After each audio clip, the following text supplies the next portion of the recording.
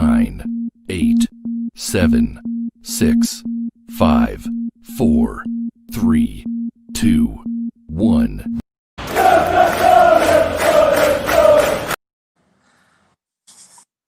Right, good evening everyone.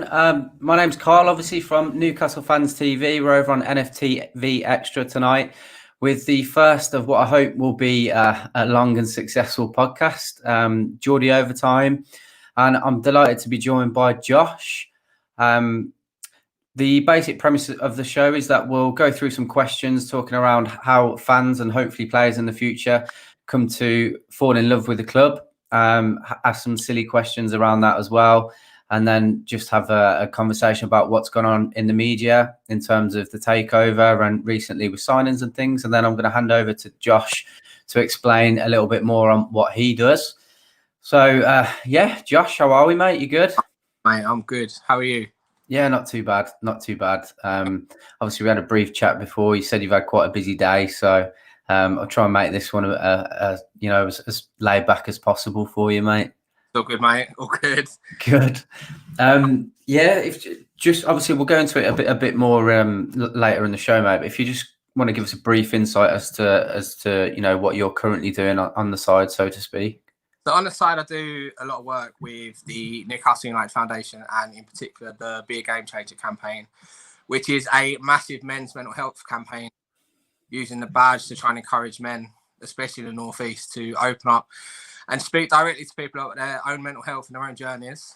I've released my story. It's been in a few places and people have caught onto it, which is nice. Gives me some exposure to help people. Yeah. So we've been doing a lot in terms of it's about just making people aware of what's going on. Absolutely. I think there was a worrying stat yesterday as well, wasn't there? Talking about men's suicide rates being at their highest they've been in 50, 60 years, which, it's brilliant to see people like yourself moving and pushing forward with this kind of movement. And it's something I'm really interested in personally as well. But, hearing those sorts of things is still worrying. So it's just amazing to have people like yourself trying to make the change. So thank you for that from me personally. But like I said, we'll have a good chat around that. What I want to do is really delve into why you support Newcastle United. First of all, why, whether that's a good thing or a bad thing. But if you just bear with me, mate, I'm just going to crack on with these questions, if that's all right, Josh. No problem, mate. No problem. Perfect. Right. So the first question I've got for you, mate, is why do you support Newcastle United? Do you know what? It's family roots. Obviously, I'm not a Geordie, but I've been brought up around Geordies. Mostly my uncle. He took me to my first game. My first ever live game of football was a really exciting 0-0 draw between Millwall and Gillingham. Yeah. At the Den, it pissed down with rain the whole 90 minutes. And I went home and went, I'm never going to a game of football again. My uncle travelled down to watch Wimbledon versus Newcastle at Selhurst Park. And he went to me, come with me. If you don't like it, you'll never have to go again. I went and that was it. Us 2-0. We were dreadful, but the fans. Yeah. A big part of it is the social. Our fans are the best fans in England, if not the world. Like on the terrace, incredible. I agree. It's something like me, like yourself. Obviously, I'm not a Geordie, and it's family roots for me as well. My dad's from that way, so I didn't really have a choice. And being from Birmingham, I'm quite glad about that, to be honest. Anyway, because I'd sooner be a Newcastle fan than a Villa or Blues fan. But yeah, I was the same. Like, just fell in love with it. It was just an incredible atmosphere, and it's like the fairy tales that we talk about. You walk down the steps and look at the St James's Park, and there's just no turning back, is there? Whether that's a good thing now, I don't know. I still get the same buzz. If you can, all the sponsorship stuff that's around the stadium, and you ignore the behind the scenes stuff, it's still an incredible place to visit. Yeah. I mean, I'm quite lucky. I take my kids, so they've got season tickets, and my little lad gets the same buzz every week. Every time he walks out into the stadium, he goes, "Wow!" Yeah, that's what I was like, and I just want them to carry that through because even after everything, after Ash, they're still going to be Newcastle United. Absolutely. into them now, they're going to end up supporting Liverpool and City, and Yeah. so on. And I don't want that. No, definitely not. Definitely not. It's like you said, like it's the same here now. Like it was always Villa and Blues around here when I was younger. Like no exceptions from where we are. It was always Villa and Blues, but now it's Man United, Man City, Liverpool. I couldn't have that with my kids. Definitely not. Definitely not. So for me, it's a buzz with them as well. Yeah. Don't get me wrong, there's been times over the last few years I've looked and I thought, I could proper give up on this.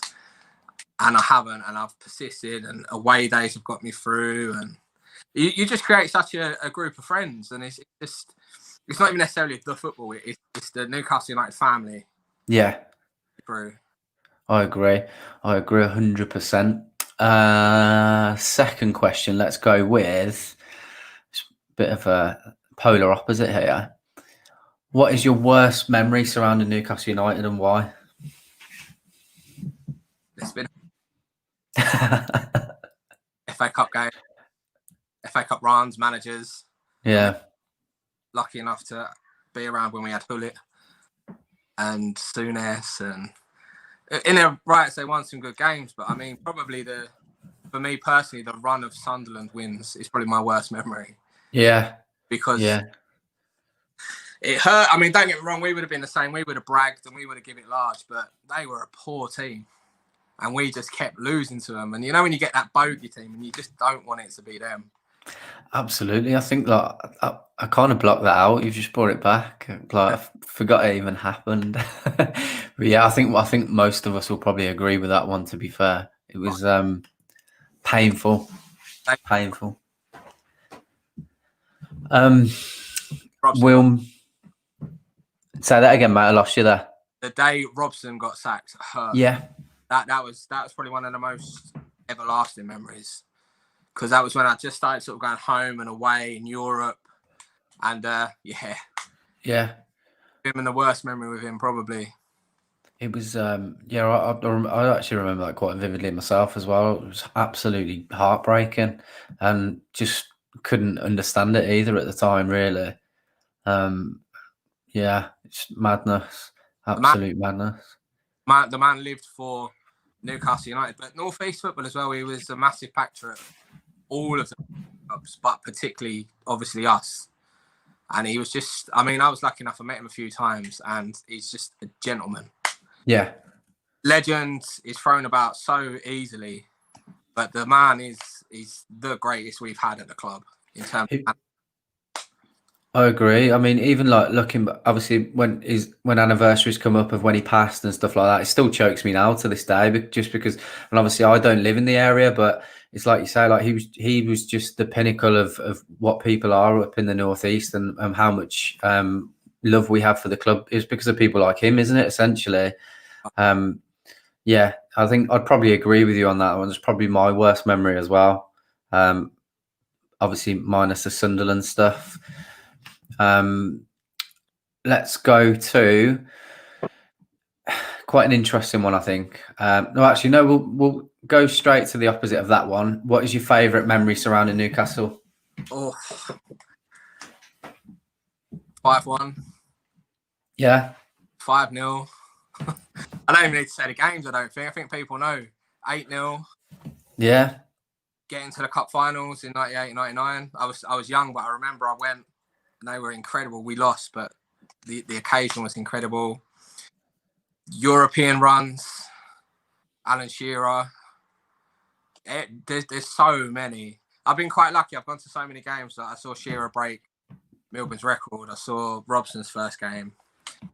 I was there when Cisse scored two of the best goals you'll ever see in a game of football. At Chelsea. Unbelievable. It's both goals. Yeah. Like the second one, but the first one was just as. Yeah, because I'm trying to think. It's when he took it out the air for touch and then hit it top bins, hasn't he? He just did it. Cisse for me is an unsung hero. The goals he scored were all unreal. Yeah. All passion, but so many good memories. Mm. Not recently, so much. It's like you say, because there's so many good ones. Like looking back on it, well, you'd like to think it outweighs the bad. You know, there's going to be a hopefully there's going to be a time when we get back to that. When that's going to be, I don't know.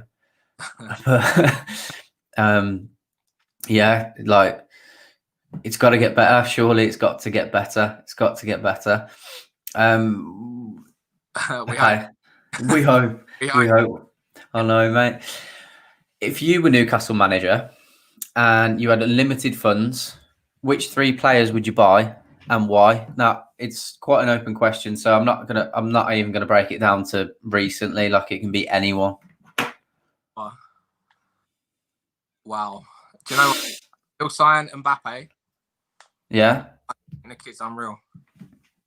He's going to surpass anything anyone's done, I think.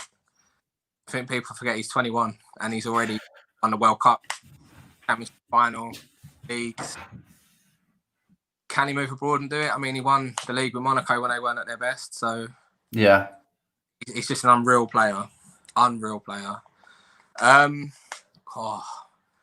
I'd love to have seen Zidane in black and white. I know it was close at one point, but I'd love to have seen Zidane in black and white. And for me, do you know what? I would have bought a player back. It would have been Ferdinand. Okay.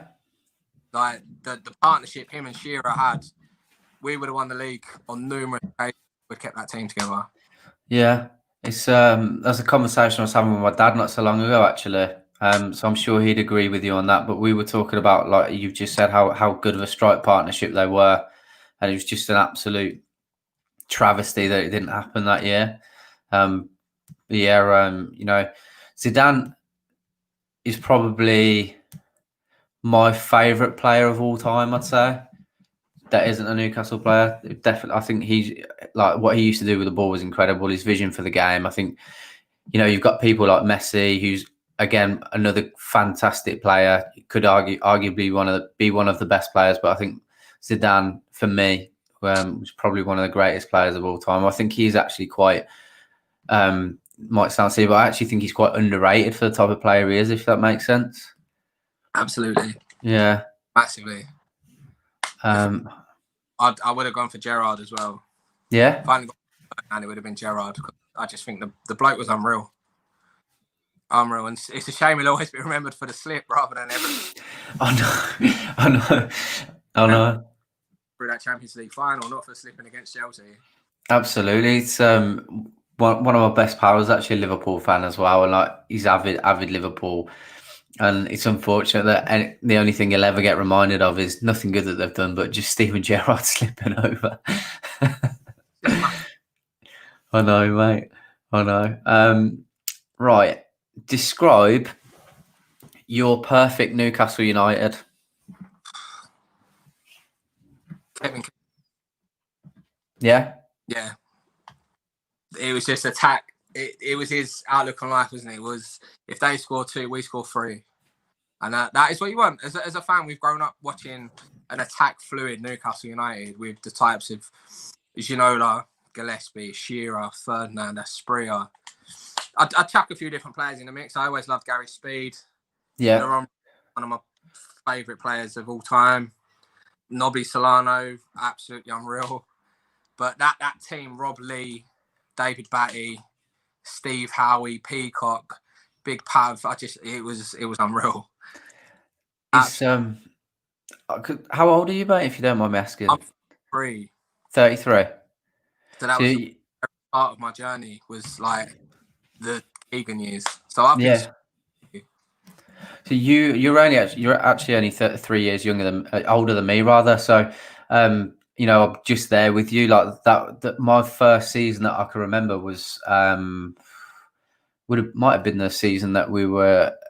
No, it would have been the season before we should have won the league. So I'm right there with you. Like whenever I think of Newcastle, it's the squad that we've just been talking about. So, you know, that's why I fell in love with the club. Yeah, it was just a ridiculously good time to be a Newcastle fan, wasn't it? I think you're absolutely right. I think that's why we might struggle as fans now, especially people our age as well and older than us, because we were spoiled by that way of playing, weren't we? And it's something we've come to expect. Massively. And then when you went from Keegan to Dalglish, who ripped the team apart, to Hullet, who didn't have a clue, And then Robson, you had them years where you were spoiled again, where he was all about youth. Kieran Dyer was unreal. Jermaine was unreal. Robert, Banyard, Solano, Shearer, Bellamy. They should have won the league. I know, mate. There's them 2 periods in time. You had the Keegan years and the Bobby years, where we should have won the league more than one. And I had to think we could have won. Unfortunately, we came up against a Manchester United team in the late 90s that were unreal. And again, a Man United team in the early 2000s and Arsenal as well. Yeah, in the cup. Yeah, because obviously, they both done us in the cup finals as well, back-to-back years, those two, didn't they? So yes. It guts me thinking about it, looking back on it. It really, really does. And the players we were signing and the players we had the world's most expensive player at one point. Yeah. And we should have won the league with him. And we just never. I know everyone says, "Oh, you live in the past," but when your past is that good, you have to. Yeah, of course. Everyone lives in the past. Every football fan lives in the past. City fans will live in the past. Liverpool will live in the past until this season. So one day. Absolutely, mate. Hopefully. Moving to that then. Your favourite player of all time? Oh, Shearer. Yeah. Yeah, every day of the week. He for me was the ultimate professional footballer. He did what he was supposed to do. He scored goals. They paid £15 million for him to score goals, and he scored goals. Everything. He crossed, he passed, he tackled. He was for the team. He bled black and white, and it's always Shearer. He's just. I couldn't give enough words from him. There's never really been a striker anywhere near him since. So in terms of the way he played, obviously, you've got Aguero and Henry that score goals, but they weren't out and out strikers like he was, if that makes sense. It's always that argument, isn't it? Who is the greatest striker in Premier League history? And the argument was always Henry or Shearer, and they're two different players. Henry is probably the greatest player you'll ever see in the Premier League. Yeah. In terms of ability, assists, goal scoring. But Alan Shearer is the greatest goal scorer in Premier League history. No one's got near him. No. One player that probably was Aguero, probably Harry Kane. I still don't think they'll beat the record. I don't think Harry Kane will, and I don't think Aguero will either. I think Aguero might come close. I might get stick for this, but I'm not a huge fan of Harry Kane. Like he does get goals, but I don't think he's going to score to the extent that Shearer did personally. I think the way Harry Kane plays, I think he's kind of one-dimensional, if that makes sense. Yeah. Yeah. But outstanding talent. I mean, I all day long I've been playing as number 9 for Newcastle.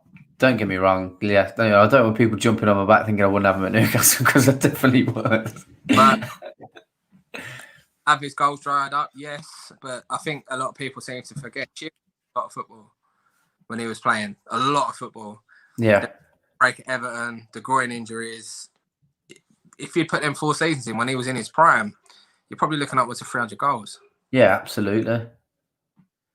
It just goes to show it happens to him. I mean, look at Owen. Everyone thought Owen was the next Messiah, was going to be fantastic. Injuries. Harry Kane, injuries. Aguero, injuries. There's only so long it lasts. Yeah, definitely. I think most Newcastle fans our age will definitely be agreeing with you on that one. I certainly do. And then moving on as a polar opposite again, player you're happy is no longer with the club. Sissoko. Currently, Sissoko, I think he was a bad egg. I don't think it was ever about us. I think we were a stepping stone for him. Yeah. Controversially, probably Ben Arthur. I loved Ben Arthur when he was here, but again, I think his attitude stunk, and I think obviously he was under Pardew, and Pardew didn't have the best record with players, but I do think getting rid of Ben Arthur was probably a good idea. Yeah. Long run. And that would be controversial because I know a lot of people love Ben Arthur. And I did. On his day, he was amazing, but off his day, he was a liability. I think that's kind of been proved with every other club he's been to since as well. Except nice. Yeah, I mean, he started pulling it back, but didn't he go missing again for a little bit from there? And then he got his big move to PSG, didn't he? Yeah. And it fell apart.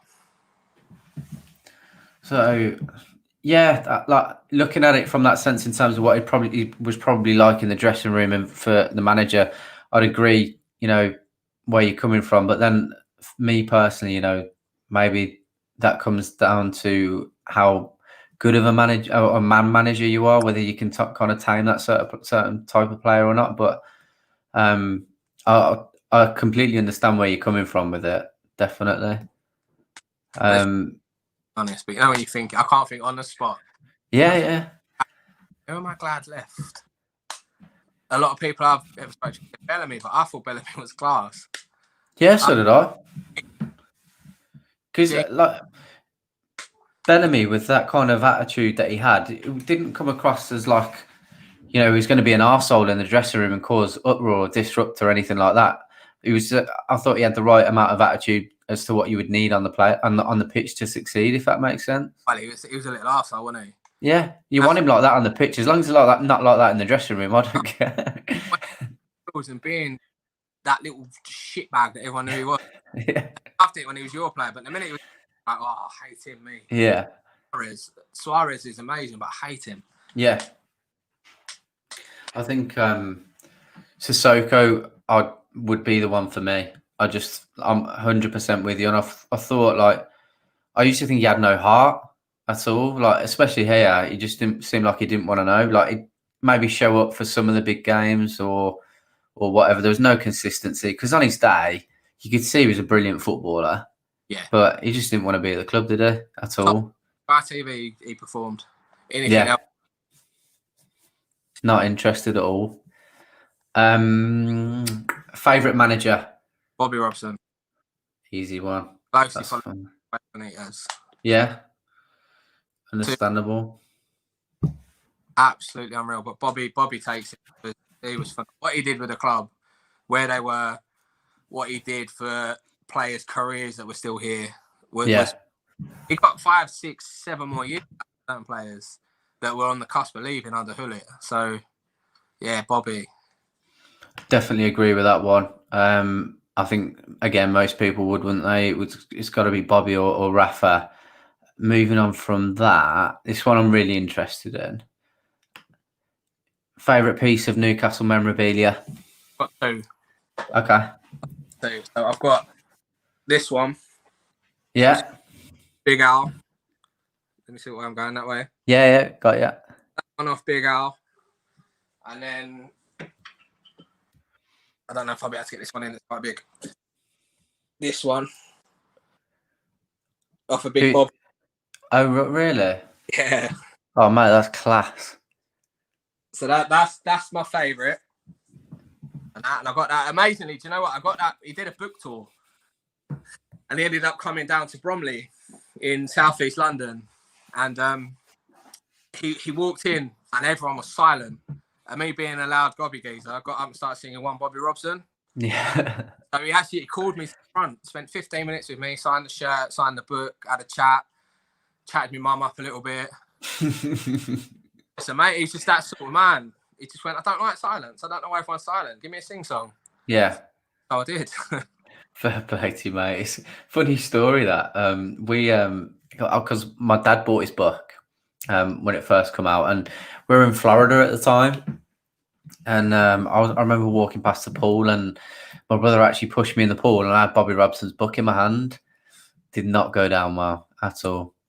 My dad was fuming, absolutely fuming. So was I. And, my brother, like, as soon as we realised, no one was bothered about the fact he pushed me in the pool, but as soon as we saw that it was Bobby Robson's book, he just, madness. Like, that was it. I think if we were at home, we would have been grounded as kids. We wouldn't be allowed out or anything like that. But, yeah. It's me because I got the book and I got it personally signed as well. I got it too, Josh. Why did you get it signed personally? Because it's for me.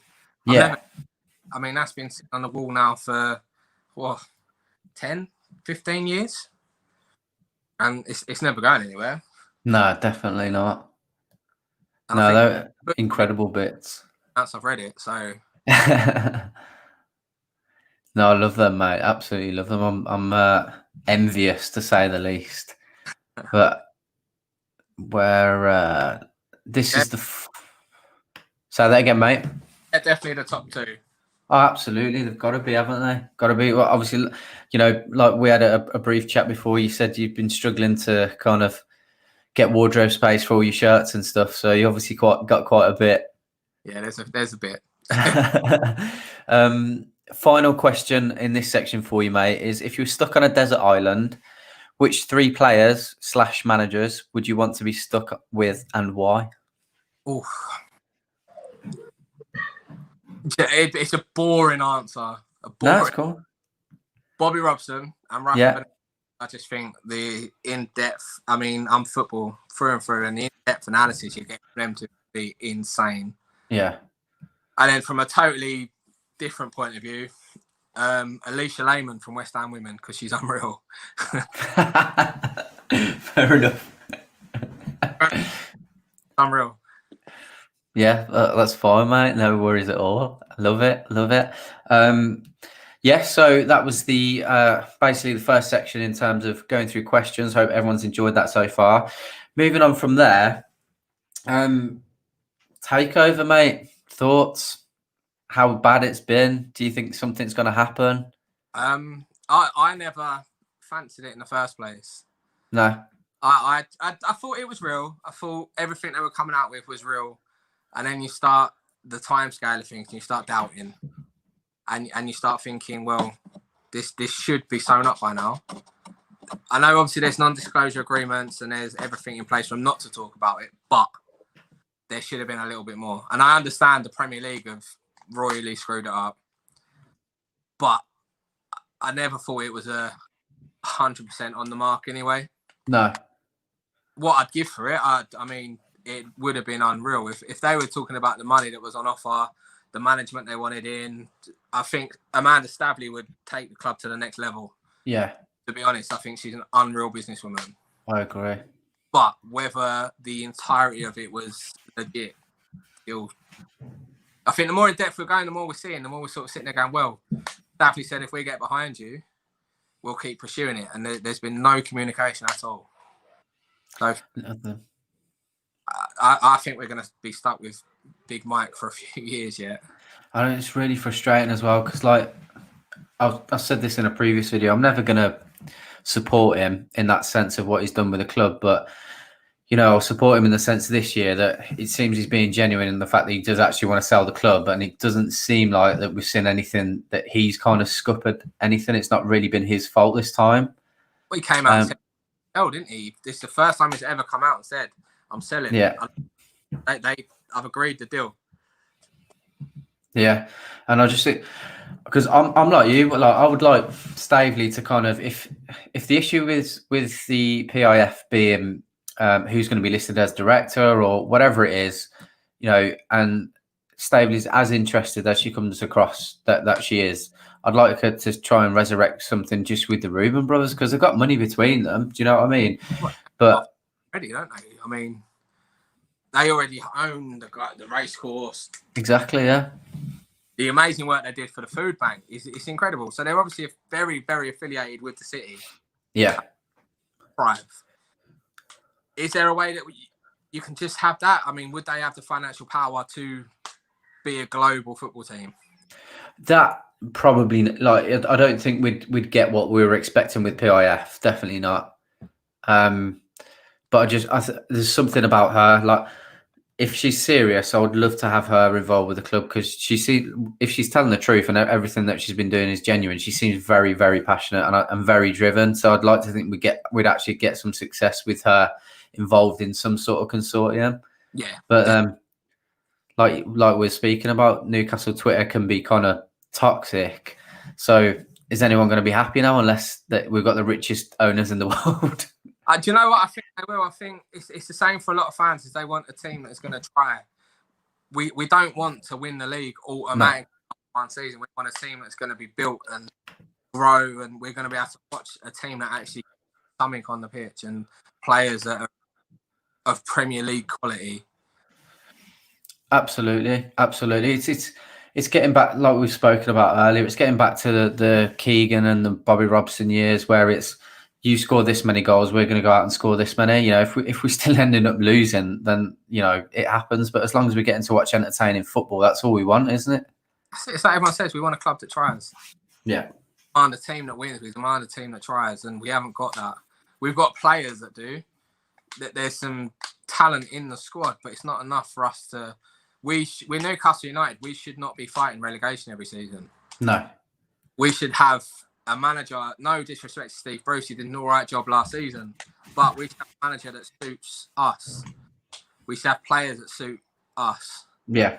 We've always been an attack-minded football team, and the last 5, 6, 7 seasons has been, well, if we get 0-0 out of that, that's not a bad result, is it? What is that? Like, no, I know, mate. I know. Watch a game. I can see the fixtures go, well, that's 0-0. That's 0-0. Yeah. Never like that before. No, not at all. I mean, like talking about players that try and having a team that tries. What are your thoughts on the signing of Jeff Hendrick? Is he better than what we got in the middle already? Not in my opinion, no. Good squad player, but he's obviously not going to be signed to be a squad player. He's going to be signed to start 11. So who gets dropped? Can't drop Hayden because he's been probably our standout midfielder. Shelby, I love Shelby. Is he a bit of a passenger sometimes? Yes. But that split second where he produces one of them through balls, you got Max on the wing, Miggy on the wing, you're through. Does Hendrick offer that? Probably not. I don't think I've watched enough of him to be able to give an honest opinion because, you know, I don't really know much about him at all. I'm not going to lie. No masses, but I obviously know he plays the same position as Isaac. He plays the same position as John Joe. Bentaleb, absolutely. Bentaleb was a lot. I don't ever know why we signed him. To be honest, he was an entire time he was here. Yeah. Scored 1 goal for the club in a friendly against his mates. Was it a good goal? Yeah, it was a cracker. But no. We need a left back. It can't be Danny Rose. Does want to play. Not interested. Could he still be quality? Yeah, but for me, I think you go all out and you sign Willems.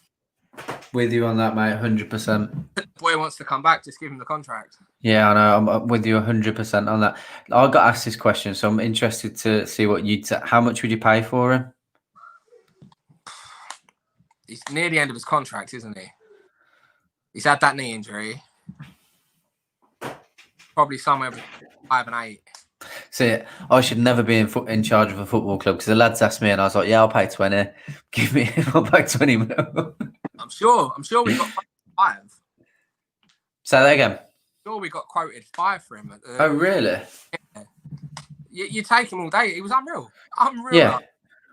The goal against Liverpool was, well, it 1 goal of the season. So, but he was just phenomenal the whole time. The first game against Arsenal, I watched him and I thought, oh, you're not suited to this. Watched him, I thought, oh, I was wrong. Yeah.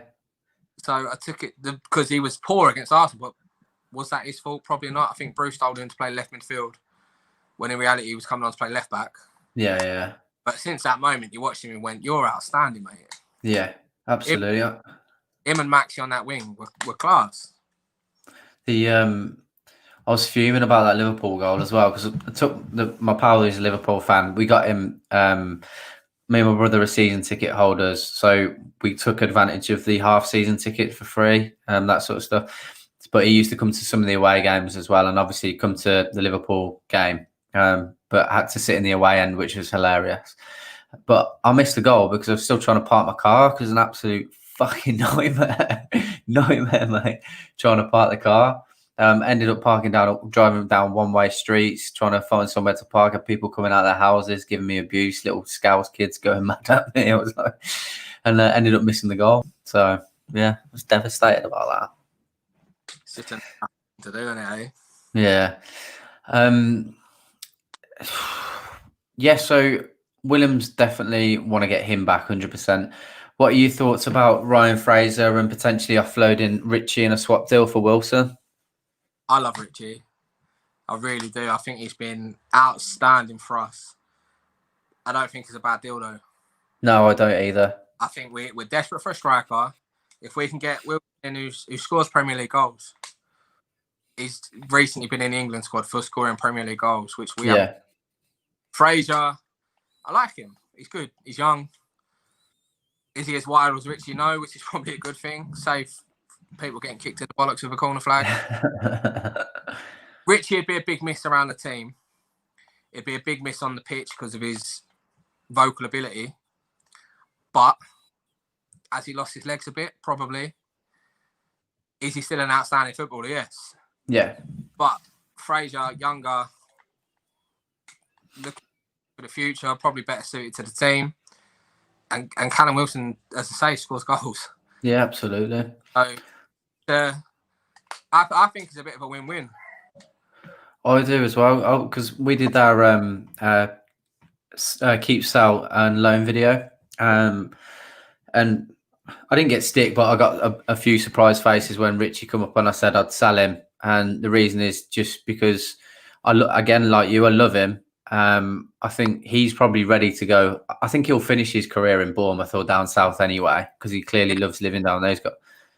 So I thought, we can still get a bit of money for him, and we're desperate for a striker. And I just think, if he's happy to kind of move down south again, there's not going to be any hard feelings from anyone at all. So for me, I think it's a good time to probably ship him off and get something in return. Definitely, especially a Premier League goal scorer. Yeah, had for a few seasons. Absolutely. I mean, Rondon. Before that, can you think of another striker that really scored a lot of goals for the club? No. Not really. No, I think Bar and Cisse, the last two really. I was just going to say exactly the same thing, mate. Yeah, Bar and Cisse regularly scoring when they were having their better seasons, definitely. I mean, Denver Bar was unreal. Absolutely. For me, one that got away as well. Yeah. Phenomenal striker. I agree. Did you see any of the highlights from the Borough game yesterday? Yeah, wow. Wow, yeah. I thought Lejeune was one of the best players we'd ever signed. Now I sit there and think, mate, I know the knee injuries have done you in, but wow, got pushed over by a toddler. Hot dog. Yeah. Same with Fabi Shah. I love Fabi Shah, but we ain't got room for them sort of players. No, we haven't. Back in the relegation, you want a Fernandez, you want a Lascelles, you want a Clark. I think Kieran Clark's massively underrated. Paul Dummett, brilliant on his day. He's always someone said he's always a 7, constant 7. Yeah, he is. Yeah, that's what you need. Absolutely. I think you bang on as well. With Lejeune and Shaw, I think everyone agree we love them. But when you've got especially people like Fernandez who came out the blue and had barnstorm of a season, like we can't afford to carry them like that. Not at all. Maybe Shaw should play in like defensive midfield, but then again, you're taking away a Longstaff or a Hayden or a Shelby, and Shaw's not going to give you the same commitment. No. And I love him. No. He's such a good. His first season under Rafa, he was phenomenal. I mean, the goal against Cardiff was unreal. Oh, it was ridiculous. Ridiculous. I think talking of Longstaff, did you see him get bullied by Aston Balonga as well yesterday? Yeah. I just had to laugh. Like, it's a friendly, so I tried not to take it too serious. But like we were talking about it in the WhatsApp group, and he got absolutely sent to the gym. Yeah. Well, he's only little, isn't he? Bless him. And he is, yeah. And Aston Balonga's a big lad, I need to be fair. But yeah, there's a lot of improvement there. We have the depth of the squad is poor, and that's where we need to focus. Yeah. We need a decent striker who's going to score goals. The wings are good, but I mean, if Maxi picks up an injury like he did last season, who replaces him? Because it's not Atsu, is it? Matt, I would do more than Atsu. Honestly, I'd do more. I think I wouldn't. I can't even walk half the time. But there's a few there you just think you're passengers, and I don't want passengers at my football club. I want players that are committed. Yeah. Like Almiron, he does everything, the boy. Yeah. Is there always an end product? Not normally, because he's normally blowing out of his bum by the time he gets to the edge of the 18-yard box. But absolutely, he is. He's unbelievable. I've said this, like, I don't want to take anything away from him at all, but we need to start playing him higher up the pitch because he's got too much space to run into. Like, I've said since day one he's a number 10. yeah, and 100%. And sort of like, well, can't we get someone for the right wing and stick him at number 10? Wing, but tell him you've got free roam. If you've got a decent left wing back, Willems, Yeah, you're not worried. If you've got a decent, I love Javier Manquillo. I think he's been absolutely outstanding. And I got loads of stick for it last season for saying, but I think he's been unreal. yeah. For a solid year now. Not a lot gets past him. So he's going to cover that right wing anyway.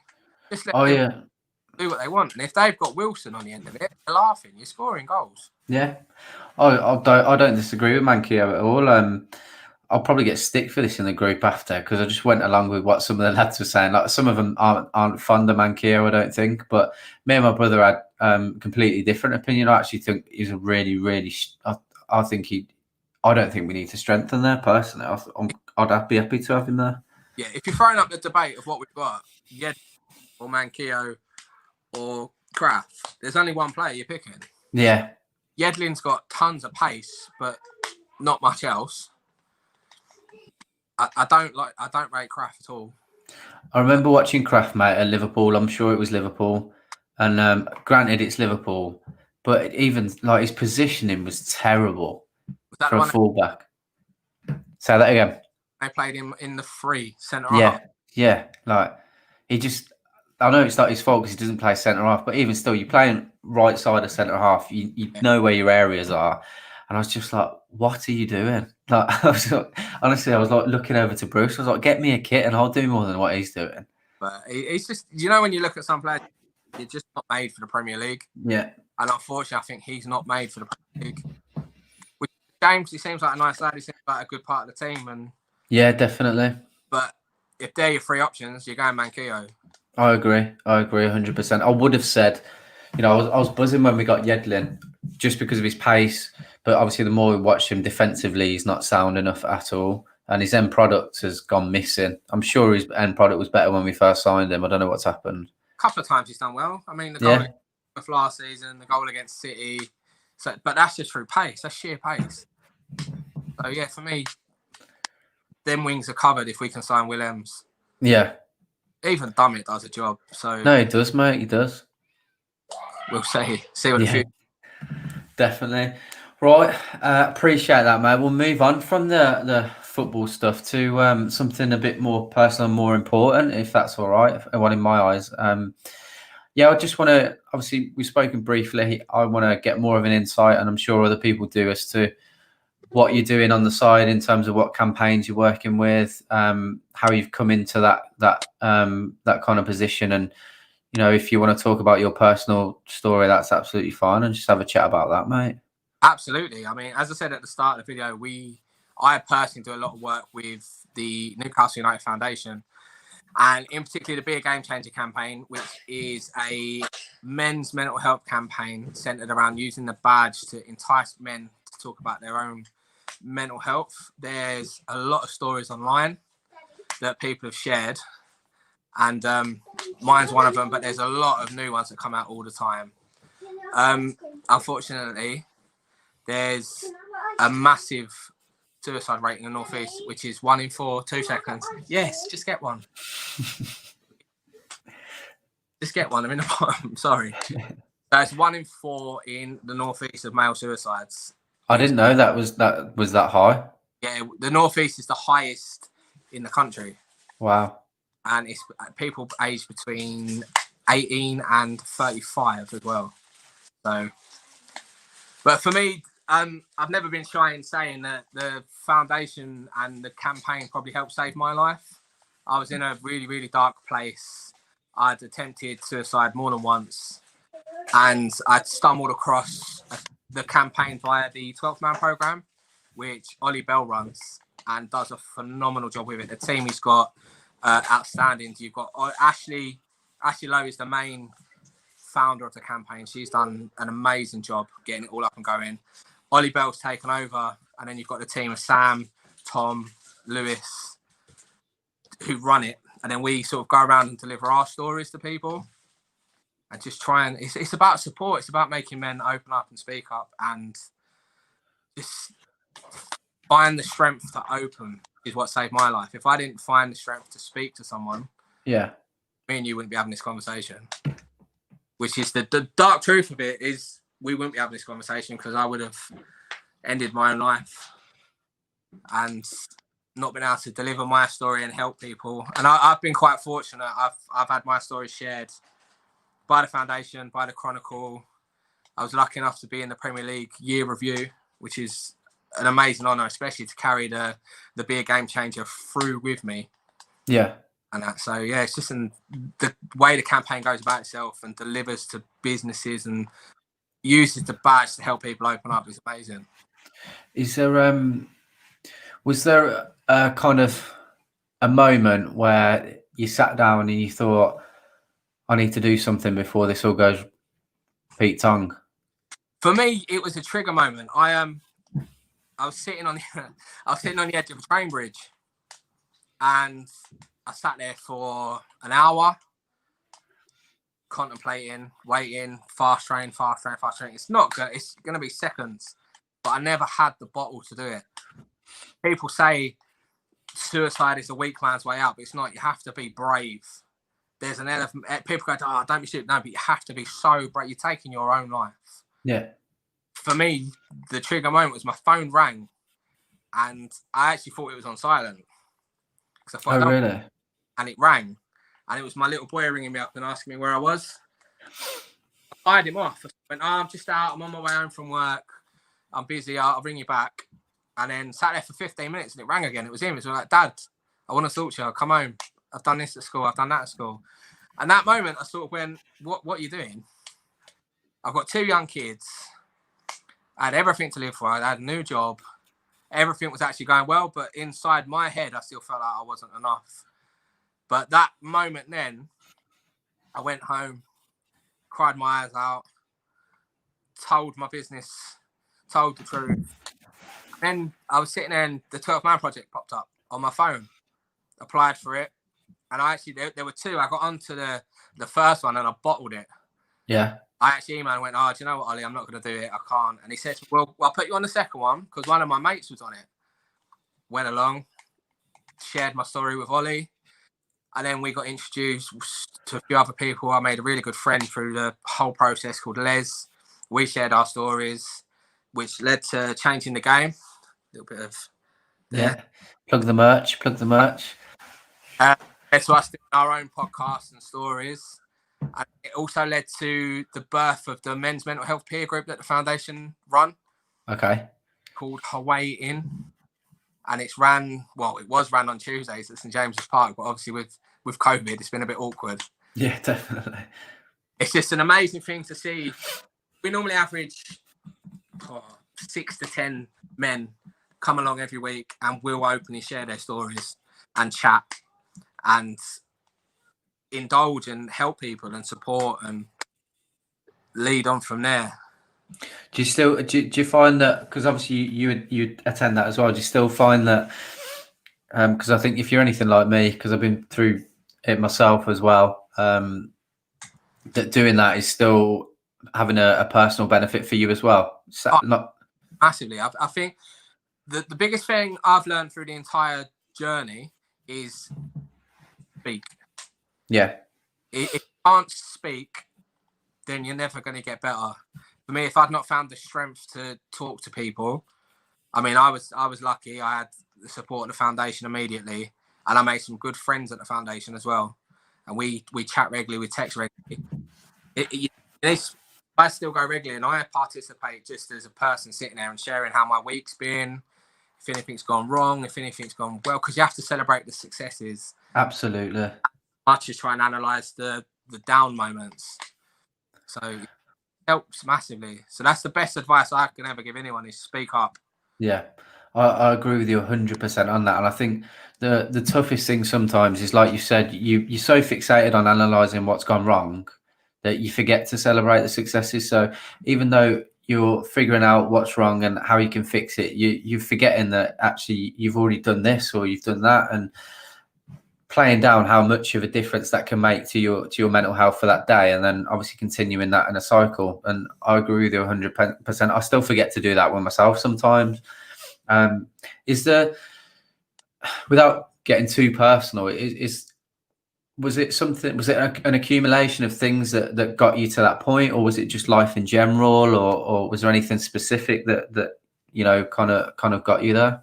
Do you know what? It was me putting pressures on myself, and I wanted more money, I was chasing more jobs, trying to be what I wasn't, when I should have just analysed where I was and been happy with that. But chasing that dream put me backwards, and it made me overanalyze, overthink, overspend. And it's the same with a lot of people my age. I've got debts, I've got bills, I've got a young family, luckily I've got a job, but it's balancing it. And at the time I couldn't balance it, and I thought the only way I can balance it is by jumping off the boat and letting it all just fall apart.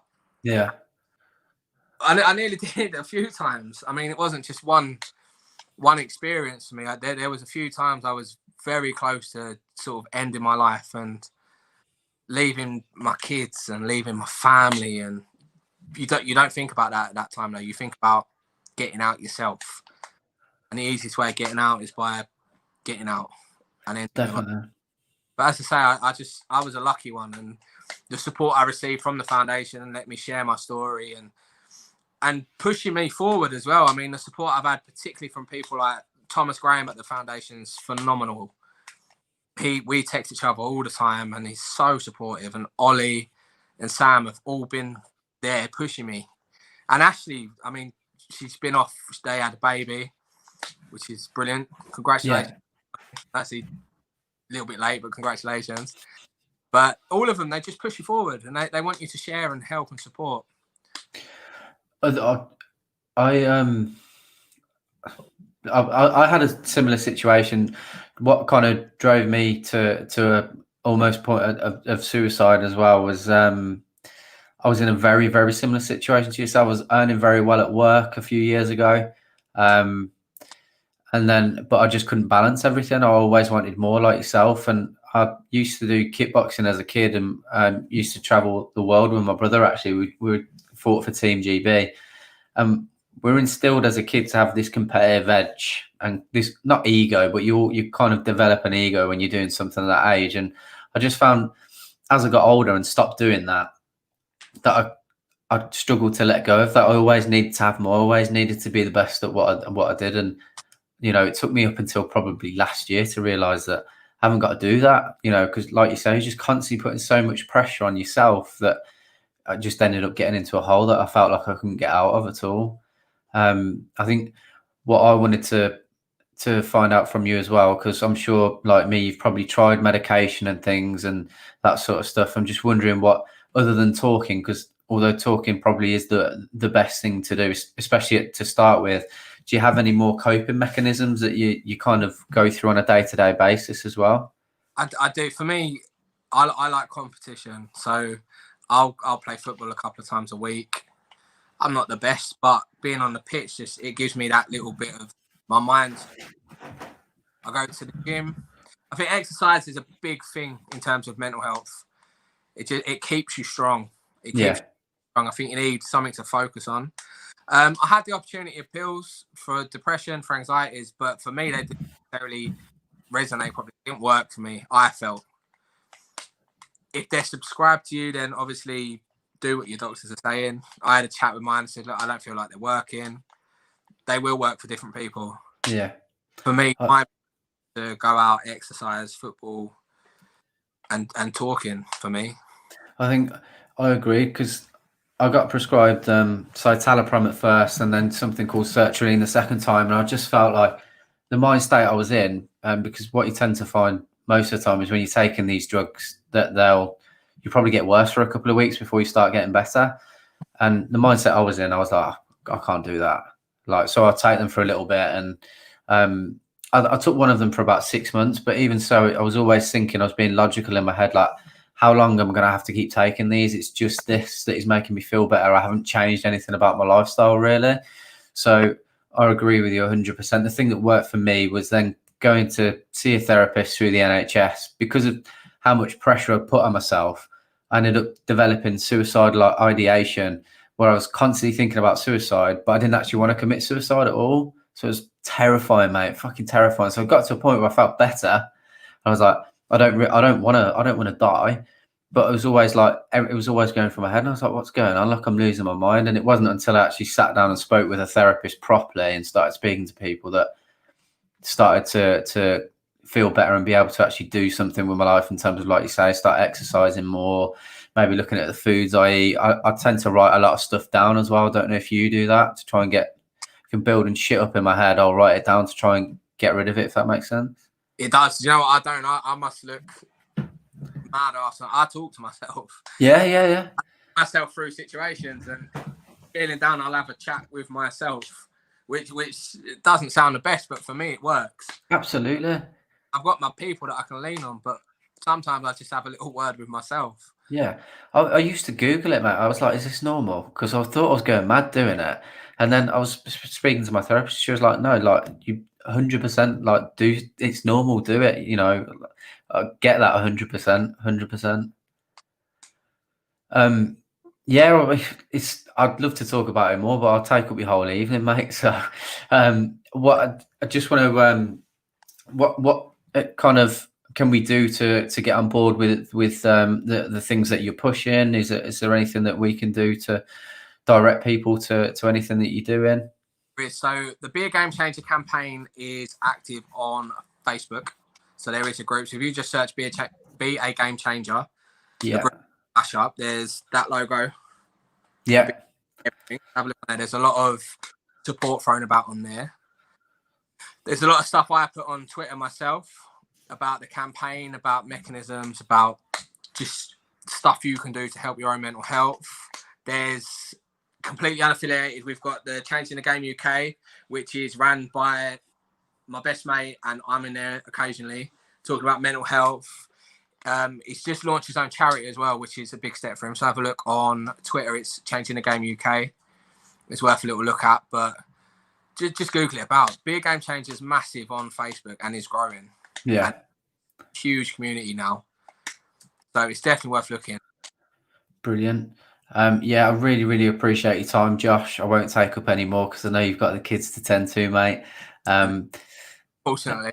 But yeah, guys, thanks everyone for tuning in. Obviously, this is the first episode of Geordie Overtime, episode 1. And we were with Josh today. Hope you've all enjoyed it. We'll be back shortly, maybe in a couple of weeks, with some more fans, and hopefully we'll be able to maybe get some ex-players on as well. Don't know. But yeah, thanks for watching, guys. Thanks again, Josh, and I'll speak to you all soon.